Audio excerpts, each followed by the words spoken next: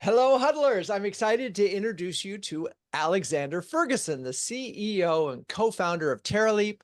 Alex and his team have helped us create over 55 huddler testimonials. So we've been able to tap into their expertise and can testify to the excellence of their process and execution. With that, hello, Alex. How are you and where are you this fine day? I'm doing great. Excited to be here. And I'm over in Raleigh, North Carolina, East Coast. So a little bit Uh, south of you. Yes, exactly. Same time zone. We started talking about unicycles. I think we'll come back to that because we share that in common. But just in case our audience has to leave early or we need to persuade them to stick around, can you offer three things that many marketers get wrong when they're recording or creating customer video testimonials? Three things that I see many marketers are getting wrong when it comes to video testimonials. First one is they don't understand the value of them or really how to track the ROI on them. Second is they often find it difficult or to get them or find it too expensive. And then also they are missing out on several key use cases that I think can really help lower customer acquisition costs and accelerate sales pipeline. And that's what I'm going to dig into more today. But those are the common things that I'm seeing they're missing. Yeah. So let's go through those one at a time and make so they don't understand how to measure value. Talk about why that's challenging and what the solutions are. Well, when it comes to video testimonials, often it's understanding, okay, all the ways that you can leverage it and understand. And a little bit, I'll unpack kind of the top stats that I pay attention to when it comes to video, and then using it for video testimonials, but also then being able to see where are you getting the return on effort once you've crafted and created it, where is it being leveraged across your marketing and sales efforts. Okay. And then you got the being too expensive and difficult. That's been a common issue for a long time, I think, for a lot of folks. So But let's talk we'll about the leveraging. So, and I love the return on effort because that's right. We're going to spend some time. We got to get the customer. We got to get a camera on them. We have to, record and produce. So what are the top stats that you care about? Yeah. So the top stats that I'm constantly paying attention when it comes to uh, video specifically is impression to click ratio. So how many impressions are you getting that's being loaded to then how many times you're actually clicking on it. Then I'm looking at watch time and completion ratio. And then the biggest one is conversions. So wherever you're leveraging or embedding that video piece, the video testimonial, what was the conversions before and after based on that call to action on that page? And that tells me each of those three stats are telling me different pieces of the puzzle of how it's performing.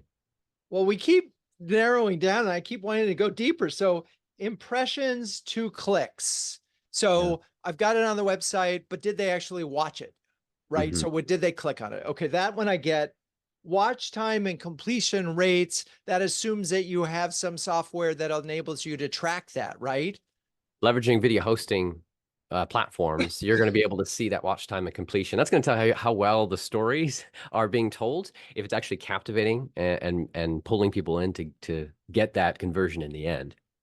So video platform we're talking we actually get that kind of data from YouTube, or do we need a video more sophisticated platform? YouTube is an okay place to start, but platforms like Vimeo, Wistia, Vidyard are going to give you much, much more analytical data on the video usage. Okay. So we're going to need, if we want to get this data, we're going to need a better hosting plan that will enable us to do it. And obviously, completion time is in theory important, but really the last thing that you talked about is, did they watch this? And ultimately, did they convert, at least move to the next step? And so how are you tracking that? Is there a way so that we got our video and we somehow or other tag them on HubSpot and we can actually track that person who watched the video ended up closing kind of thing? Yeah, let me give you a case study here. One of the customers I work with, Vitally, and they have case study pages with these videos embedded on it. And then using HubSpot and some other tools, they're able to see the watch time based on being cookied. They can see a correlation of it was 97% of the customers who actually closed and became prospects who became customers went to these pages and watched these videos. So they saw a perfect correlation with this was part of the sales journey that helped accelerate it. And is that common? That is part of it? I mean, you would think it's social proof. You would think that they'd want to watch, well, what do the customers say? Yes. The So question, go yes, ahead. is how much, the question is how much are those stories perfectly embedded in that journey, and able to come across it and using it. Another company that I've worked with, ClearGov, they actually used it as intent data for their sales team to follow up on. So if they watched 50% of a customer story, their sales team used that as a nice trigger point. So if anything, these customer stories can be a tool to kind of initiate next stage of a drip campaign or a sales effort. And were they able to sort of, again, it makes sense that someone who gets 50% through it is interested enough. They have some intent. Did they already know that that was the magic number because those people converted later on, or are they just sort of guessing and hoping? It was more of probably the latter of assuming if you get to 50%, you're somewhat interested. So we'll Right. take that as a positive signal. Right. It feels very different than someone who says, I want a demo or ask for pricing information. Those two feel feel like higher intent, but I get it. Yeah. It's so funny because I'm so conscious right now of trying to align the sales actions with the buyer interests. Right. And they're not always the same.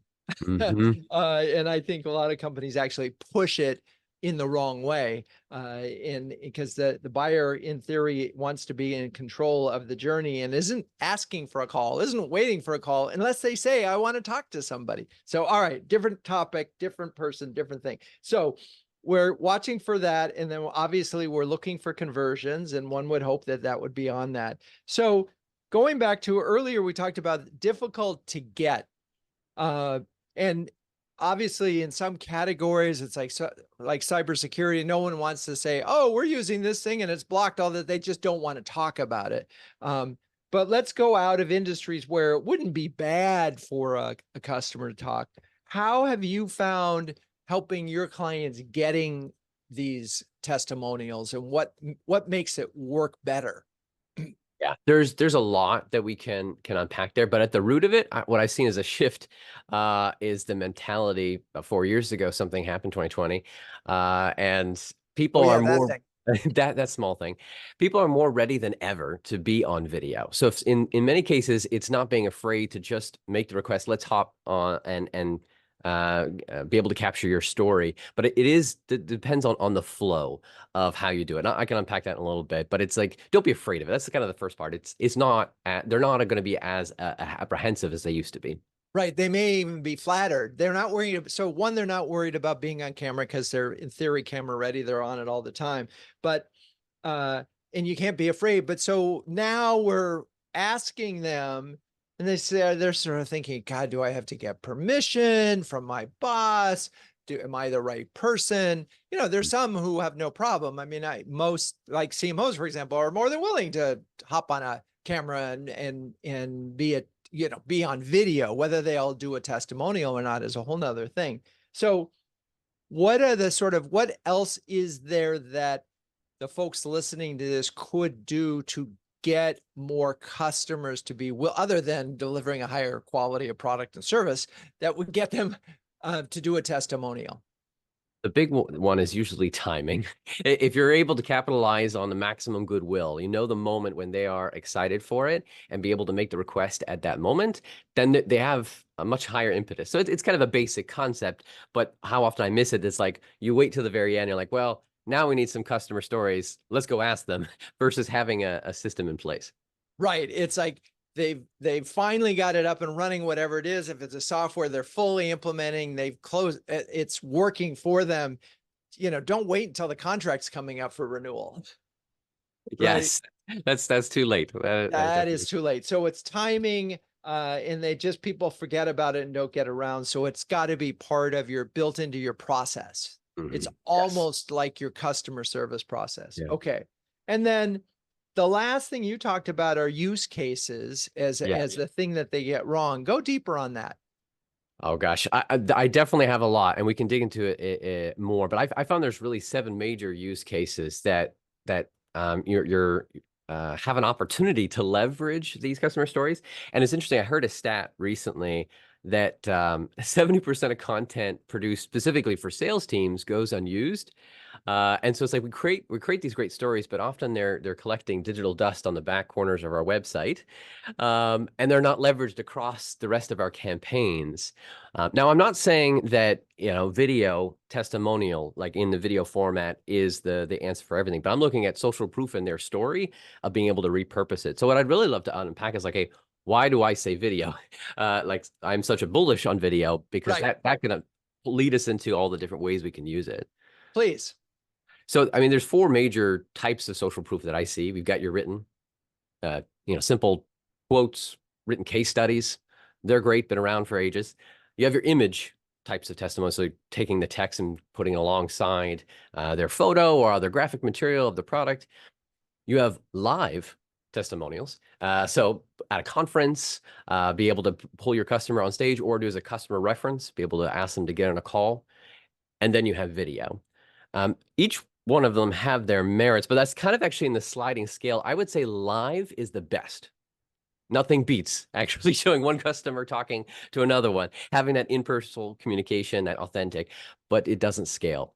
And that's one of the reasons why I love video is because if you capture it in video, you get everything else. You get a lot of the benefit of live, of that authentic, real humanness. I mean, we're in an age of video where people are expecting and they want that authenticity. They're actually more skeptical of written content more than ever before. But then being able to repurpose it and you still get the written content out of it. You still get the image content out of it. But then it's like the story itself, being able to capture it in a story format. There's so much cool science behind it. I've started to unpack. Like there's this concept of narrative transportation. So helping someone to you experience a story as if it was their own.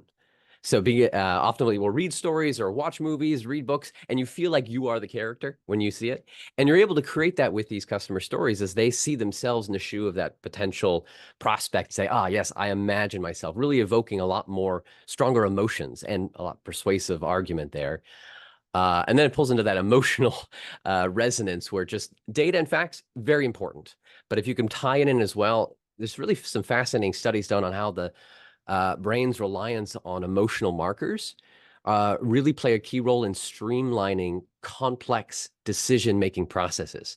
That's why bringing in emotion is so important on these bigger decision makings. We often call it our gut, what our gut feels.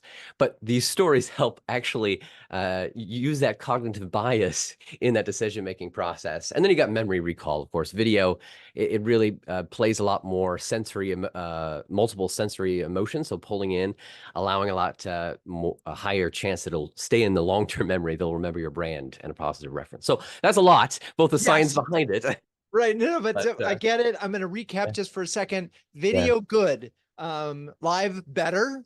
Quotes, okay. Right. And so you sort of had the scale, and video in theory is scalable, which live is not necessarily. Okay. So I think everybody listening will hopefully, just by the fact that they're listening, will recognize that video testimonials are a thing that they ideally should have.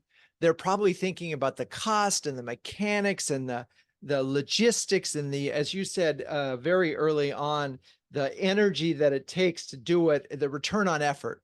Mhm. So and we actually got lost a little bit because we were talking about the 7 ways you can use them. Mhm. So, Yeah. but I'm going to stop for a second because you've sort of gotten into this whole thing of social proof, right? Mhm.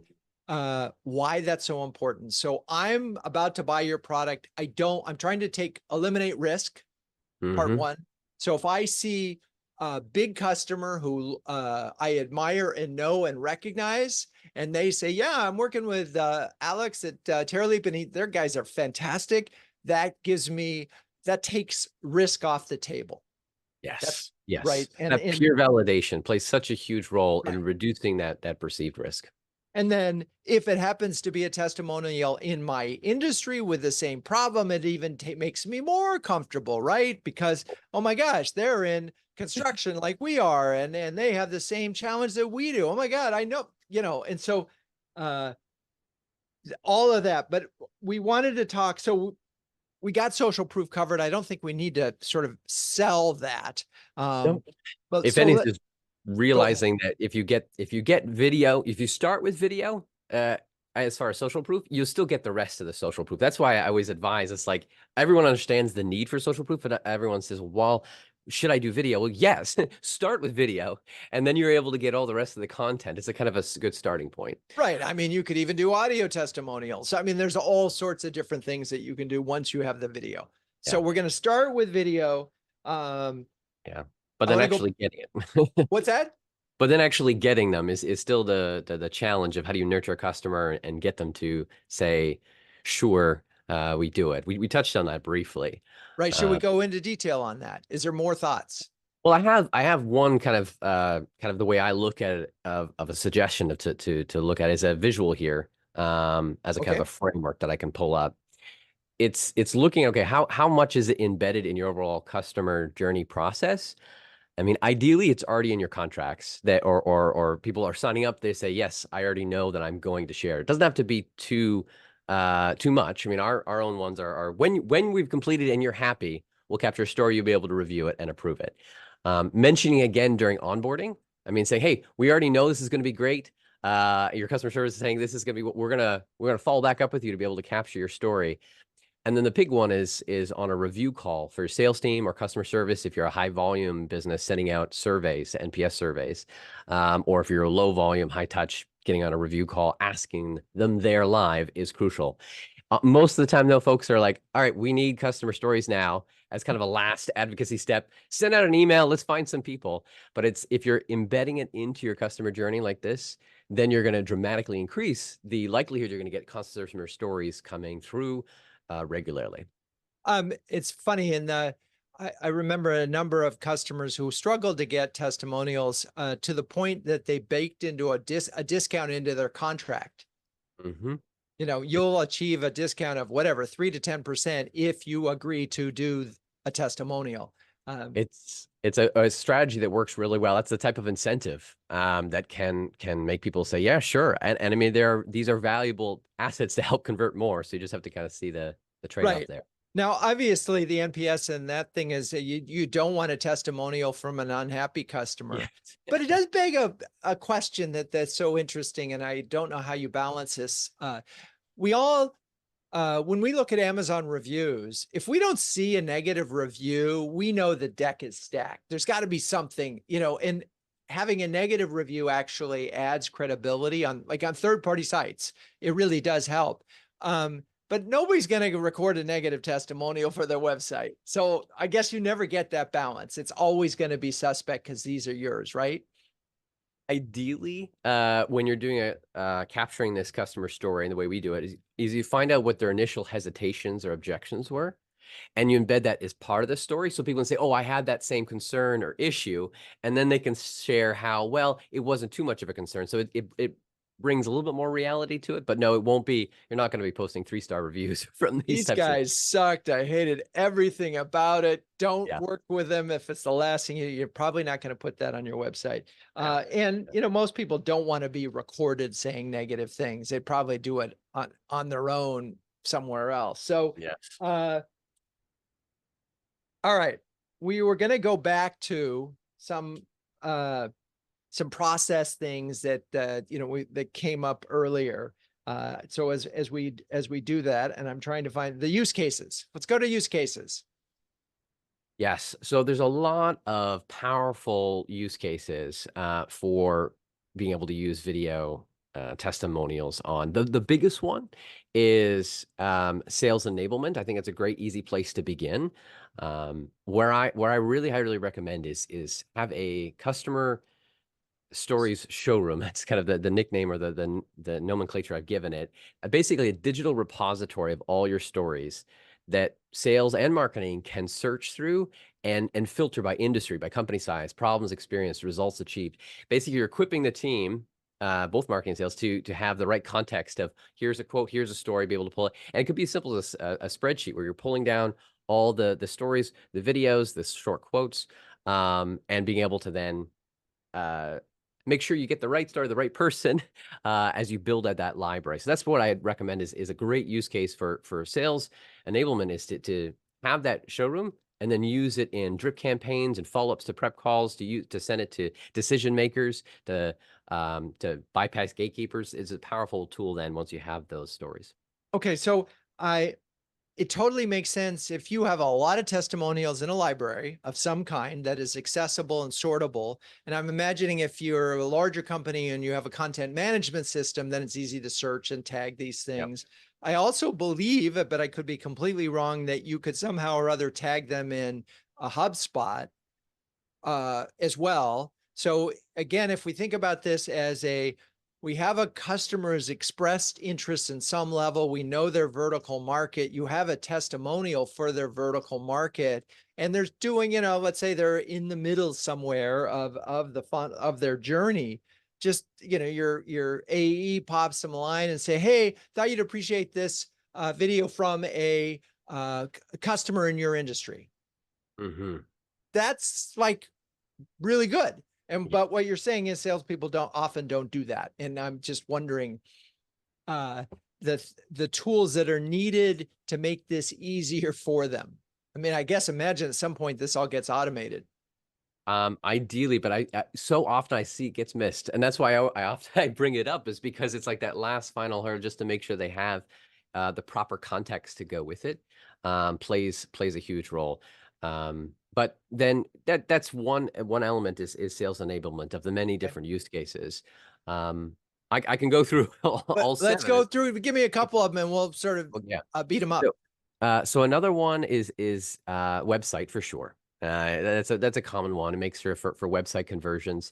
I mean, you've got a beautiful library here. I'll share. So a wall of love is a common great thing to have. So you've got plenty of stories that you've pulled Whoa, through. look at that. That's like 50 plus. Look at all that love. Wow. And just for the record, we are completely underutilizing these. And this is a question that I have is, where do they and how do they live? So, these live on our website, but I'm curious from a best practices standpoint, Wall of Love is great, but it's not sortable. That this is kind of tricky, right?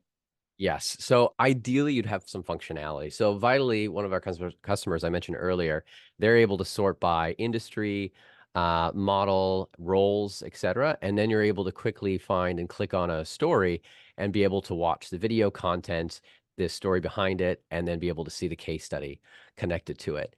The one power is being able to quickly sort by that. Another use case I actually love what Prismatic did is pulling the data from the stories and creating a cost calculator. So then actually being able to combine both the emotional story behind it along with the logical data connected on one page is a really cool use case for That's website. really cool. And for the folks that are just listening to the audio, what you're showing is a website where there's like an ROI calculator, and then you sort of toggle the calculator, and that changes the video, or is it No, it's just basically two data points on the same page. You see the logical data behind it, and then you right? see the story that backs it up. Got it.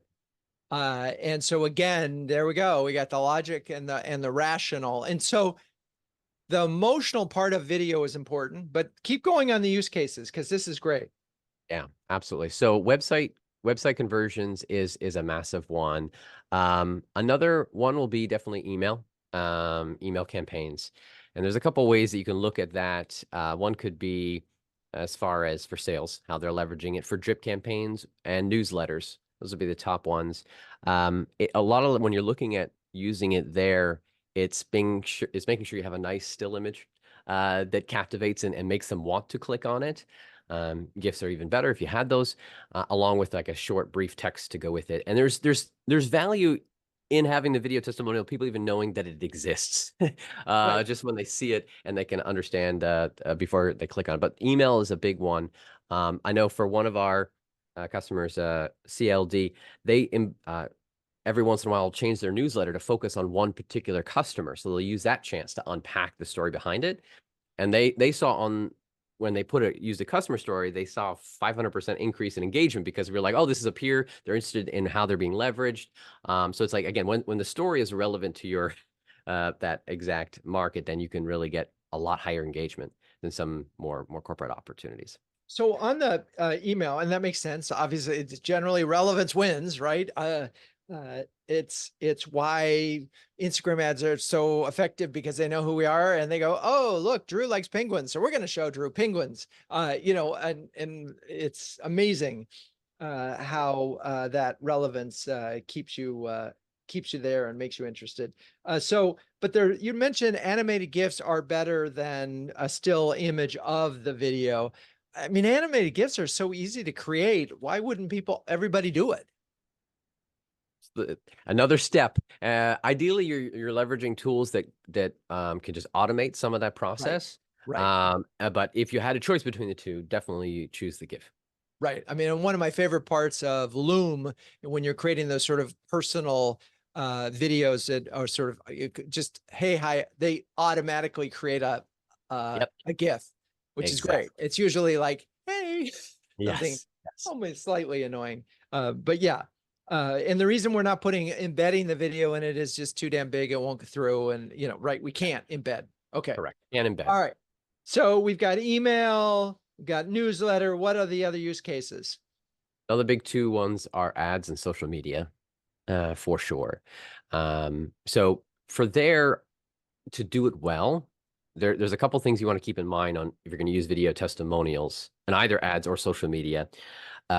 Formatting matters a lot. So content clip choice, so what you're selecting from the story, as well as the style and the format of it. So we're talking about aspect ratio. For social media, most people are consuming on their phones, so you're not going to want to do a widescreen, what we call 16:9. You're going to want to do a square portrait because that fills more of the smartphone as people are scrolling or going through the content. Closed captioning is an obvious one, is kind of needed, but it's the content clip that matters sometimes the most. There's two ones that I've seen work well for ads. One is problem focused. So it's really just laying hard into the challenge they were facing and potentially not even telling how you solved it. It creates a open loop in their brain, a cognitive open loop where they're like, all right, well, tell me more. Right. And the call to action is go see the full case study and be able to unpack it. And then, of course, results focused works well. For retargeting, great campaign is using video testimonials for objection handling. So after they've come to your site and they're looking at other pieces, be able to find whether it's a clip from the customer story or a highlight of multiple customers addressing of that objection. Great retargeting campaign for that. So interesting. And this is rather sophisticated, obviously, where they come to the website, but they didn't click, they didn't watch, they didn't do anything, but you know who they are, so you can programmatically reach them. But getting them with an objection, you're at that point assuming that the objection is X, Y, or Z, right? You don't know. You just know they didn't watch a testimonial. You just know they didn't do the ROI calculator. You know they didn't do request a demo. So it's fascinating. Think about it. It makes sense. And you would also have to do that in a way that you weren't planning an objection in their mind that they hadn't actually had. Yes, it's like knowing what are the most common ones so you can address those. Don't create ones that are on the edge fringe cases. But after Right. you've done enough customer interviews, you're still to hear the things that keep recurring. And you're like, okay, this is a common objection or concern they often have. Well, let's make sure we have a content around that speaks to it.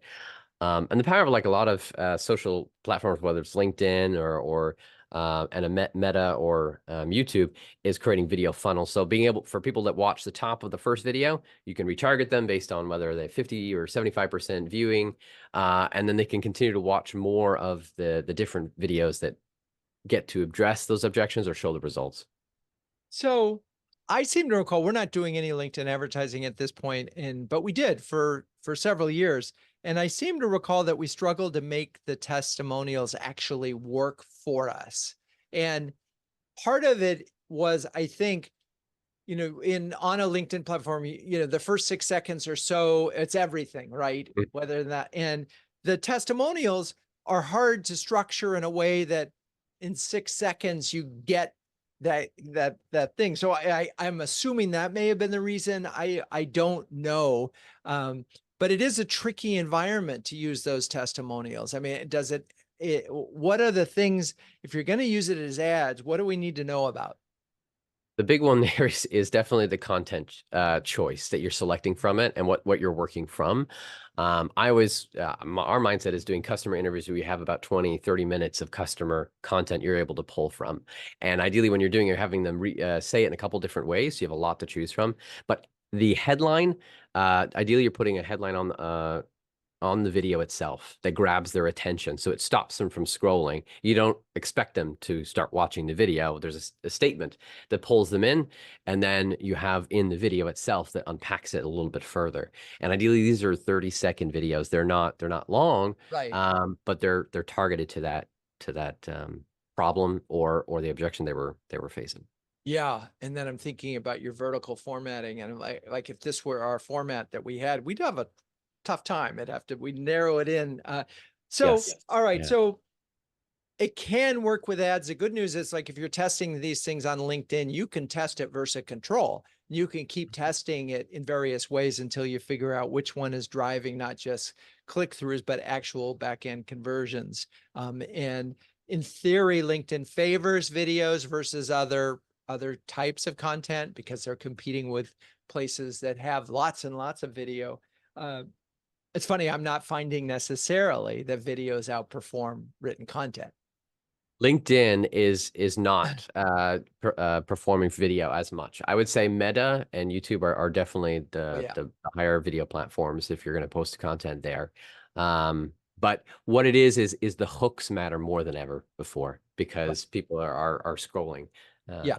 And Yeah. it's just this. It's just this. And it's like Instagram or TikTok have trained us just to keep going until something goes Yep. "Boop," and we get our little buzz. So speaking of, you mentioned using it as ads, and I of course immediately jumped to using it as ads on social media, but we talked about this as social media content, organic content. Have you seen cases where this content really got a lot of engagement? And because I'm curious, and I spent a lot of time thinking about engagement on social content. Yeah. So what's interesting, I just saw it's a mixture of social and ad here is a little bit more on the UGC side. So user generated content of mentality of make already planning ahead with a customer that wants to and is willing to promote it with you. That's where you see the most success.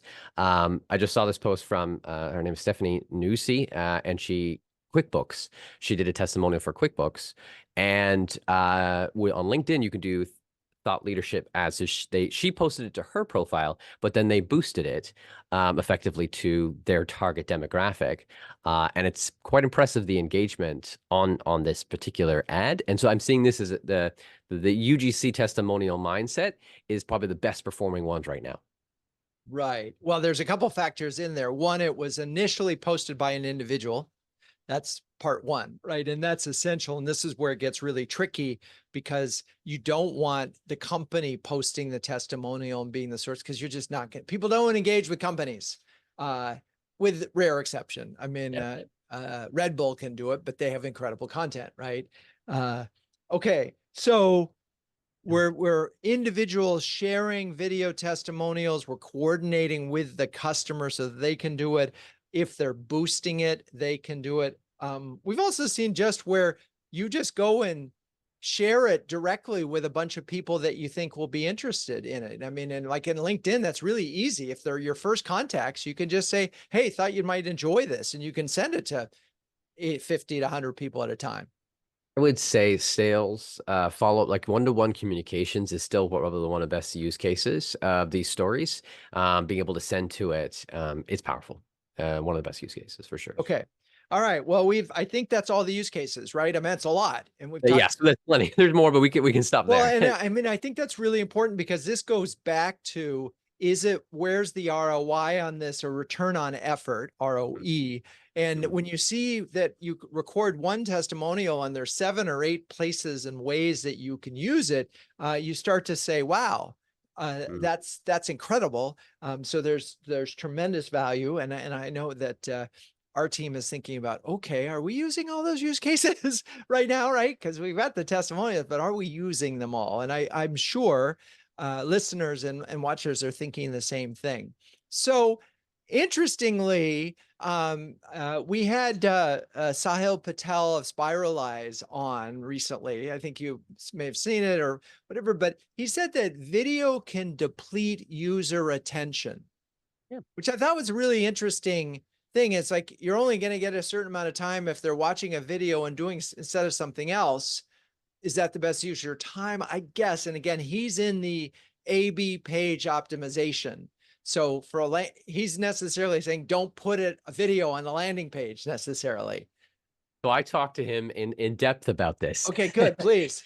And we unpacked this a little bit more, and he's helped me a lot too. Appreciate okay, the use of video. Where does it play in? For his uses, he's talking about landing pages, often specific for like an ad or for a home page. And the best social proof is often more at near the top. He's advising it's imagery or text, but it's simple. And because yeah, I mean, it takes time to dig into a video. Where he agreed with me as we and talked about it further is it's great further down on the page. It actually plays a key role if they are not bought, they're not ready to take action. All right, how can you further engage them and address those Right. objections and sell them on it? So halfway to maybe 2/3 down the page is the perfect place for a video testimonial. Don't put it at the top, because if you have a clear call to action, to click this button, sign up for a free trial, etc., let them just take that action if they're already sold. Right, Uh, right. Because chances are, if they're coming to their website, they were interested enough to learn more. And if they're not satisfied to click for the demo or click for a call they're or gonna whatever, keep scrolling. then They're gonna keep scrolling. let them scroll, and they'll scroll down. They go, oh, look at And testimonial. Okay, maybe I could watch that. that's where you hook them and you pull them in. Right. And at that point, and I'm thinking, putting my Sahil hat on, you also can have the call to action button right next to the video too. So Yes. you just keep going down the page with them. Uh, Yes. Absolutely. very cool. Okay, we've already packed in so Yeah. much. Are there any other sort of your customers? Were there any other pages that you had lined up that we should see that would sort of help us expand the way we think about using testimonials on websites or anything like that? Um, Or did we already cover them? we covered the Okay, majority, some of the top ones I had prepped. But okay, yeah, there's a lot of different uh there's many different ways that people can embed them and use them. But it's just each use case is different. okay. I'm just reminding our live audience that if you have any questions, don't forget to put them in chat, because this is a good time to do that. Uh, so As far as like when you're looking at capturing, right. we didn't really talk much about it, but I can touch on it briefly. Please, Uh, yeah, let's talk about execution. Right. yeah, there's kind of like 3 ways that I see are how you can capture video testimonials today. You've got your traditional on location, send out a video crew, highest quality, definitely there. Um, then you have the DIY self-recording, whether it's a link or software that they use or send back, or they're recording on their own. And then you have remote interview. So you're talking to them, you're live, but you're using technology to do it remotely. Each one of those have pros and cons. The first one, on location, definitely highest quality, but also the highest cost and the most time intensive for you, for your customer, and taking up their day. So that could prevent a little more barrier. The second one, self-recording, probably the most affordable, and the least amount of time, but then you don't know what you're going to get back on the quality side, content or the video audio. The third one, I find, is the best mix of getting close to like 70-80% of the potentially the quality of on location. If our approach is like we send out video crews and you can conduct using their smartphone. But you're able to then not have the same cost of sending out a crew and take the same amount of time. So it's looking at the different options and evaluating which one's the best fit based on your spot. Right. I mean, in the classic, anybody who's been in the business for a while, I mean, 10 years ago or 15 years ago, you really never thought about these other options. It was about sending a crew out there. And that meant making sure you understood the story in advance. And I just remember we'd have to have 3 or 4 interviews. And sometimes these people weren't very good on camera. So we'd have to have prep for them over and over again. And it, it's like shooting a commercial in the sense that you really need professional lighting, and it just, the costs go up pretty dramatically. And if you haven't constructed a good story, and it costs the same amount to record a bad story as it does a good one. So, people underspend there. Oh, we'll just get them to talk about stuff. Well, no, that doesn't get to your narrative arc. That doesn't get to problem solution. It doesn't really help the customer, as you described it, see themselves. Yes. And there's no drama. Yes. Right. Yeah. And so, okay. So, and by the way, you kind of need that in almost all of these cases. The pressure is a little off when you're doing it, either the do it yourself or the remote. But let's talk about the remote, because I know there's some technologies where you can have, they can download software onto their phone and you can have a remote director in control of the camera. That's that's not DIY. That's a remote interview, but that's different than what we're doing here on Zoom, right? Yeah, that's the area that we're focused on, only because smartphones are far superior from webcams as far as the quality goes. In many ways, they rival prosumer cameras. So being able to use those powerful video camera right in our pocket, just giving them a couple extra, ideally, tools, like we ship it like a microphone and a tripod and a light, so it's just like just a little bit extra. But then there's now some great technology. They pop on their smartphone, they can talk seeing another person on their phone, but we're able to adjust all the settings like ISO, resolution, brightness, etc. So you're able to get a lot of the same quality of sending out a crew, but just using the smartphone. Yeah, no, I've done it now. Hopefully you're not sending a ring light for people like you and me with glasses, because I just never been able to work that. I'm assuming that's not what you're sending, right? It is lighting is always a fun job. That's why you have to have somebody know how to do lighting. Otherwise, yeah, you're gonna get shiny lights like this. Yeah, exactly. And it's so funny because when I did remote interviews, I don't know, people would send me the ring light and it's like, oh God, no, I'm wearing glasses and there's no way to angle it. So whereas these LED lights that I have, Yep.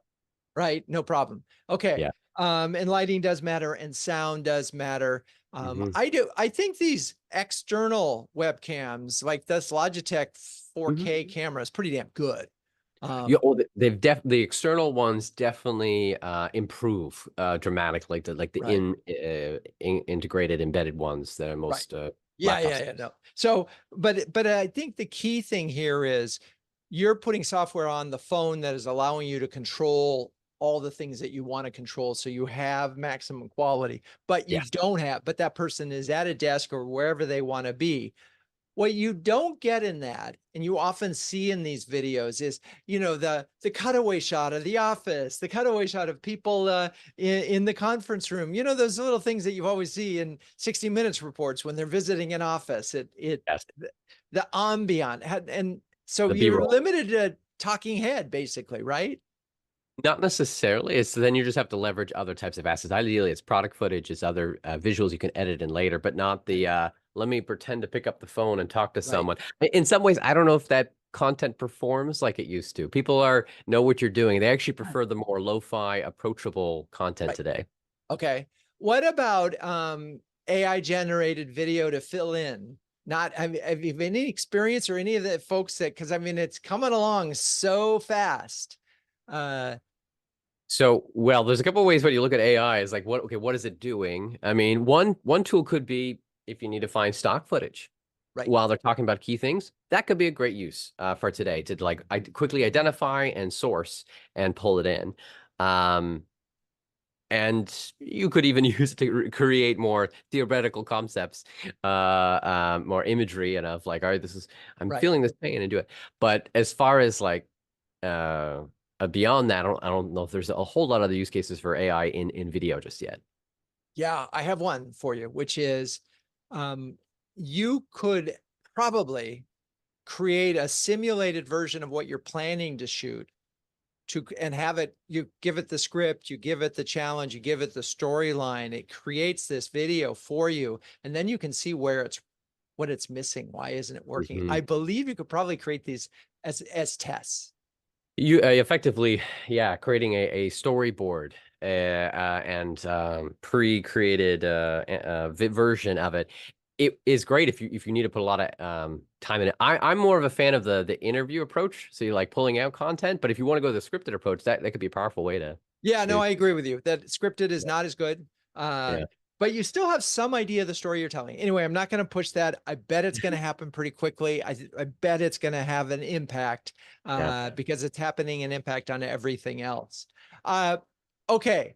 Amazing conversation. So much information. I think we should wrap up. Are there any other trends? Because I've threw out AI. Are there any other trends that we should be talking about for video testimonials in B2B land? So the one that I mentioned is kind of repurposing and lo-fi content. UGC video testimonials are definitely, as far as an overall trend, I'm seeing over high quality putting it out there in ads. As far as like AI or technology tools, like using AI tools for if you're doing the customer interview format, not scripted, of being able to pull out insights and repurpose that content, whether it's GPT, Claude, Boodlebox. There's actually one tool I like, Dovetail, for surfacing insights. So if you have a ton of different recordings, be able to ingest all the customer interviews and then be able to surface insights for using it. It's powerful. Yeah, and it just reminds me that you probably could also, you talked earlier about having sort of your video bank. You could also use that, you run all the content through it just to sort of have that library of searchable data, Right. right? Yes, be able to know what those pains are, those hesitancies, outcomes, dream Right, states. So when you're creating a campaign, you can quickly identify who's the story, who's somebody talked about X or Y. right, You can find that. right. As opposed to the old days where you get the intern to watch all the videos again. Okay. Uh, let's wrap up with 2 do's and 1 don't in the area of securing, producing, and or distributing customer testimonials. Awesome. So it might be some repetition here, but that's kind It's of the all point. good. You got to keep it stuck in. So first do is make sure you have the right team member making the request. So if you're trying to get somebody on, don't send just that mass email out. Ideally, it's the salesperson. I actually seen like if it's a low volume business, it's the CEO that needs to do the outreach because they have the best relationship. Make sure you prioritize internally that the right person is doing the outreach. Second do is create that success story showroom. And that way you can actually leverage in all those other use cases, you know, the right story to the right person, and it doesn't collect digital dust. And then don't wait. Don't wait on getting customer stories. That's what I just got to say. It's like there's so many tools today to make it easier than ever before. People are ready. Don't wait. Start asking your customers for video testimonials. And of course, if you have no expertise in house and don't know how to do it, there are great companies out there like Terraleap and Alex Ferguson who can help you out. Alex, how can listeners find you and engage with you and your company? Yeah. Come follow me on LinkedIn. I'm posting a lot of content, fun and helpful content, hopefully, on how to do this. Search for Alexander Ferguson. You'll find me, or on our website, terraleap.io. And we have a copy of a free testimonial request guide. It can help you there too. Awesome. All right. Well, I really appreciate you and your company and all the things that you have done for to help CMO huddles up their game with our customer testimonial. So much appreciated, Alex. Thank you so much. Absolutely.